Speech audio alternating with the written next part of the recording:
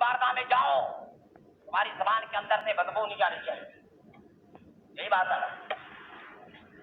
اور لوگوں کے بادشاہ دنیا کے بڑے بڑے لوگ اس کے سامنے جاتے ہو, تمہیں پتا ہے تمہارا لباس اگر گندا ہے وہ اپنے دربار سے تجھے نکال دے گا.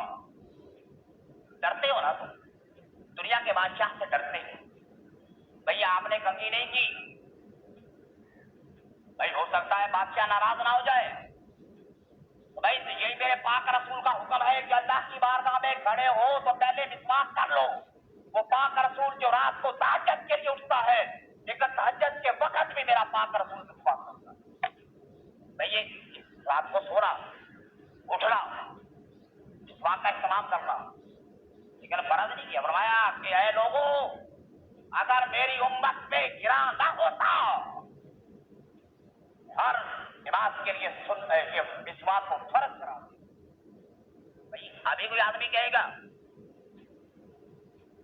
بھائی یہ سارے طریقے بتلائے ہیں نا, اللہ کی بارگاہ میں آؤ, یا بنی آدم خذوا زینتکم عند کل مسجد, ہر سجدے کے وقت اللہ کے سامنے زینت سے کھڑے ہو. یہی اللہ چاہتا ہے نا, اللہ یحب التوابین و یحب المتطہرین. اللہ توبہ کرنے والوں کو اور پاکیزہ رہنے والوں کو, پاکیزگی اختیار کرنے والوں کو پسند کرتا ہے.